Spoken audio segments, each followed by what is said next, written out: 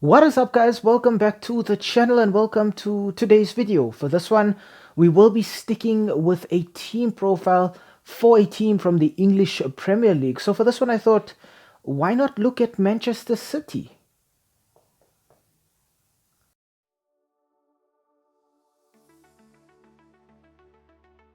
Starting off for the Citizens, we look at the goalkeeper, Edison. Now, Edison is a great goalkeeper. This keeper is stable, he's solid, he's a great shot stopper, he's great at reading the game, and he's great at distributing the ball. A lot of Manchester City's attacking moves actually start from the goalkeeper, where you will see him punting the ball up either to one of the wing backs or to a midfielder, and you'll watch the team just then build from the back all the way to the front, with everybody getting a touch of the ball.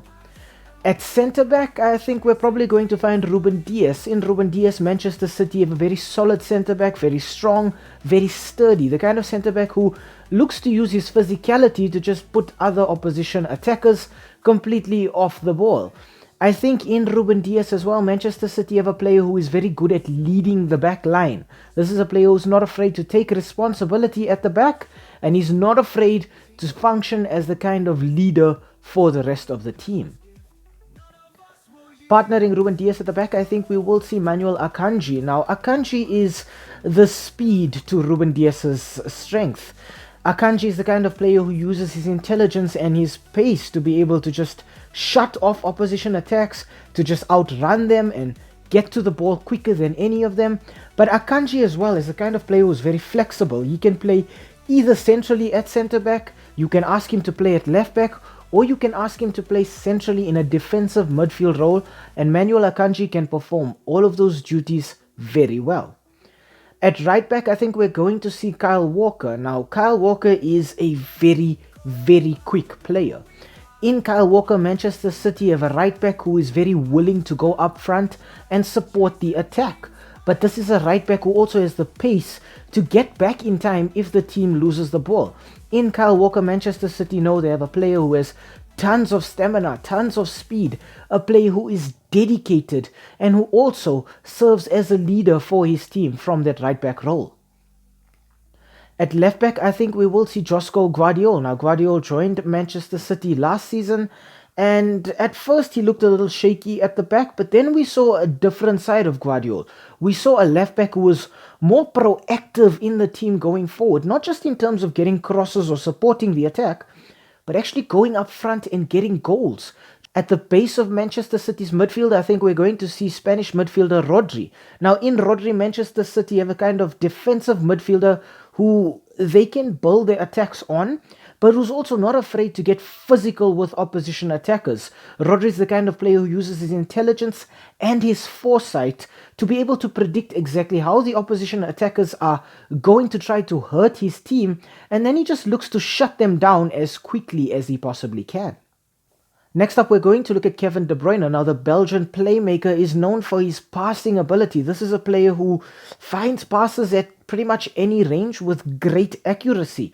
A lot of the time, we'll see Manchester City just moving the ball to De Bruyne and then waiting for De Bruyne to pick somebody out. Somehow, De Bruyne just has the vision and the awareness to know more or less what exactly is going on everywhere on the pitch. But if you give Kevin De Bruyne too much space, he is the kind of player who's not afraid to run with the ball at his feet, just sort of get into the opposition box and then score goals on his own as well. In terms of a more attacking midfielder, I think we will see Phil Foden. Now, what I really like about Phil Foden is he can pass like De Bruyne, but he's more active in trying to put the ball in the back of the net on his own. Phil Foden is the kind of player who likes to pick the ball up and then dribble, run at the opposition defenders, get into 1v1 situations with them, and then just tear them apart centrally. In Phil Foden, Manchester City have a very, very flexible attacking player. Foden can play out on your left wing, your right wing, centrally as a number 10, or up front as a number 9. In terms of Manchester City's wingers, I think both of these wingers are actually interchangeable, but on the right side of midfield, I'm going to put Bernardo Silva. Now, Bernardo Silva is not the quickest winger, but he is very accurate with his crossing, and he is very intelligent in how he makes his runs off the ball. With Bernardo Silva, you're going to see a winger who's more interested in playing with his teammates around him as opposed to getting in goal scoring opportunities. However, that does not mean that Bernardo Silva cannot score goals. We have seen him come in clutch for the Citizens when they needed goals from those players up front. And in Bernardo Silva, I think they have a kind of player who just looks to knit everything together for them. On the left-hand side of midfield, I think we're going to see Belgian winger Jeremy Doku. Now, Doku really burst onto the scene for Manchester City last season, and his performances actually led to him replacing Jack Grealish in the starting 11 for large parts of the season. Jeremy Doku is such a quick player. He's so intelligent. He's the kind of winger who wants to get one-on-one with opposition wingbacks, then dribble past them and cut in to take shots from that wing. If you need him to, Jeremy Doku can also go out wide and deliver crosses in, but he's the kind of player who always poses a threat to the opposition, whether he has the ball or whether he doesn't. Up front, I think we will see Erling Haaland. Now, Haaland was brought into Manchester City just to get goals. The rest of these players are all passers of the ball. Haaland looks to receive the ball and then just take shots. That's not to say that Haaland doesn't play well with the team, but you can see that when Manchester City set up, Haaland is not there to build with the rest of the team. He's there to use his pace to just outmuscle and outrun the opposition centre-backs. He's not a weak player. We've seen Erling Haaland go head-to-head or shoulder-to-shoulder with some of Europe's toughest centre-backs. So Haaland is not the kind of centre-back that can be bullied off the ball. He's also a massive threat aerially for the Citizens, but he can score goals with both feet as well. So a lot of the time you will see teams actually allocating a second player to mark Erling Haaland out of the game.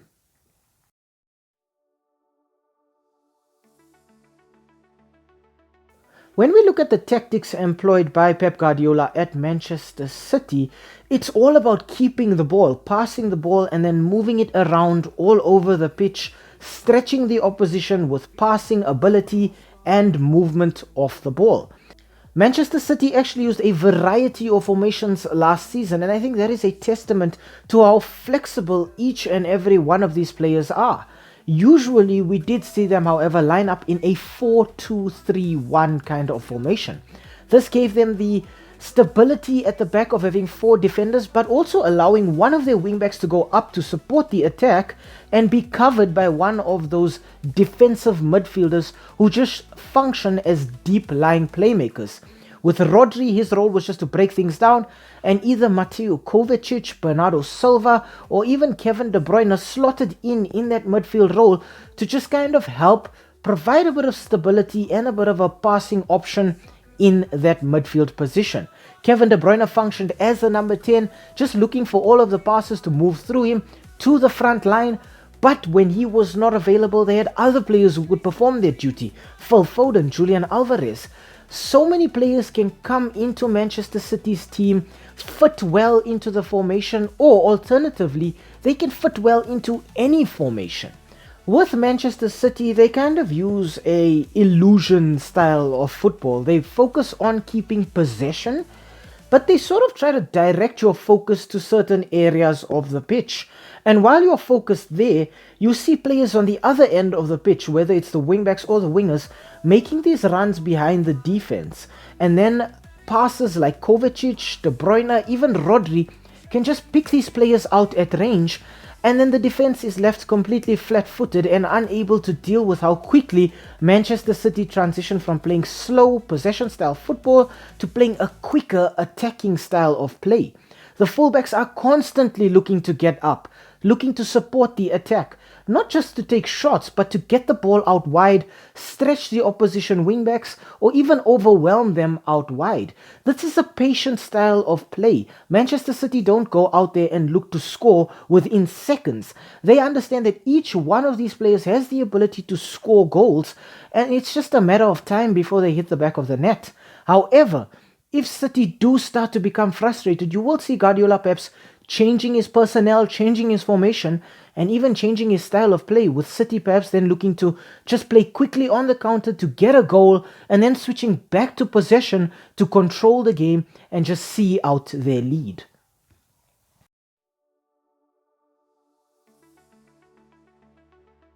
When we look at Manchester City's last season, the Citizens actually were quite successful by any other team standards, but I think they would be disappointed by their own standards. They did win the Premier League with 91 points, continuing their run of 4 Premier League titles in a row, which is something that was unprecedented before. But when it came to City playing in the cup ties, they did struggle quite a bit. Manchester City did win the UEFA Super Cup against Sevilla 6-5 on penalties, and then they won the FIFA Club World Cup, beating Fluminense 4-0 in the final. But domestically, City really struggled in all of their cups. They lost 5-2 on penalties against Arsenal in the Community Shield. They lost 2-1 against Manchester United in the final of the FA Cup. In the League Cup, they were knocked out in the third round against Newcastle, and in the Champions League, they were eliminated in the quarter-final by eventual winners Real Madrid. So regarding all of these cups, Manchester City will be looking to improve on each and every one of their performances in these tournaments. City are a team that has depth everywhere. All of these players can play a variety of styles, and they're all incredibly flexible. So in terms of having players to replace injured players or players who have left, I don't think Manchester City struggle at all here. A lot of these players are very good at improvising in the moment. They're good at playing this total football kind of style where they can just sort of control whatever area it is on the pitch where they find themselves. However, City did struggle sometimes to get goals because of Erling Haaland's inconsistency. But that was where we saw other players step up. Players like Guardiola or Rodri or even Julian Alvarez coming off the bench, either playing as the number 9 or playing behind Haaland in that number 10 role and just sort of filling the spot left vacant by De Bruyne during his injury. Kevin De Bruyne does seem to be a little injury prone these days, and I think it's very positive for Manchester City that if they need a passing player in there, they have Mateo Kovacic. If they need a player to get goals, then they have Julian Alvarez. Or if they need a player to just run at the opposition defense and just sow a little bit of panic between all of them, then they have Phil Foden to do that. All in all, I think Manchester City have a fantastically well-rounded team. In terms of their defense, the flexibility, the depth, there are even players that I haven't mentioned in their back line who could come in and make a world of difference. Manchester City had so many options at the back that they could afford to send a player like João Cancelo on loan to Barcelona. So for me, just in terms of their depth, in terms of their ability, in terms of their flexibility, Manchester City get a 4 out of 5 from me in the defense department. In terms of their midfield, everybody can do everything just as well as the next player. Everybody knows their role, but everybody also knows everybody else's role as well. So if somebody's not present or if somebody's not able to perform on the day, somebody else can step up and fill that role. For me, Manchester City have the perfect midfield in world football right now, and they get a well-deserved 5 out of 5. Up front, City do have Erling Haaland, who gives them sort of a physical target man, a player to pass the ball to aerially, who can just hold it up and just outmuscle opposition defenders. In Julian Alvarez, they have a player who can do the opposite, play with pace, look to break the opposition lines with his speed and his ability to dribble. Alvarez also is more involved in the build-up than Haaland. So I think Guardiola has the option of playing either one of these players or even just playing without a pure striker and filling in Phil Foden there, or even a player like Jack Grealish or Jeremy Doku. Manchester City again up front have a wealth of options, and from me they get a well-deserved 4 out of 5. This brings Manchester City's total to 13 out of 15, and I think this probably will make them the best rated team from me in the Premier League, and I think that is a spot that they totally and truly deserve. In terms of a forecast for their season, I think Manchester City will be looking to win the Premier League again, and based on the squad, I think they have a very, very good chance of doing so. In terms of the Champions League, I think City do sometimes struggle against the likes of Real Madrid, Bayern Munich and Barcelona. But I think here too, they'll be fully expecting to win the Champions League. In the FA Cup, Manchester City were defeated by hometown rivals Manchester United in the final, and they'll be looking to do one better this season and win the FA Cup. All in all, I think this is going to be a very tiring season for Manchester City that actually starts off in a few weeks' time with a cup tie in the Community Shield against Manchester United. And this is a tournament that does put the winners of the FA Cup against the winners of the Premier League, but it is also an opportunity for City to start their campaign off with some silverware.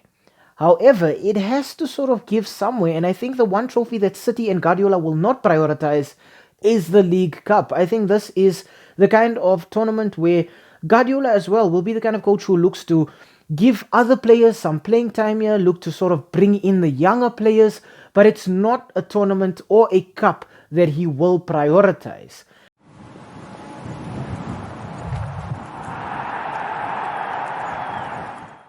Hi, thank you for making it to the end of this video. We really appreciate the watch time and the fact that you took some time out of your day to spend it with us talking about the sport that we all love. If you enjoyed the content, why not, drop a like down below or comment in the comment section. Maybe even consider subscribing to the channel. And I mean, while you are here right now, have a look at some of our old videos too. They should be appearing on the screen right now, along with that subscribe button. So you know exactly what to do. Thank you so much. It really helps with the YouTube algorithm. And have a great day out there. And we hope to see you again very, very soon. Thanks. Stay safe.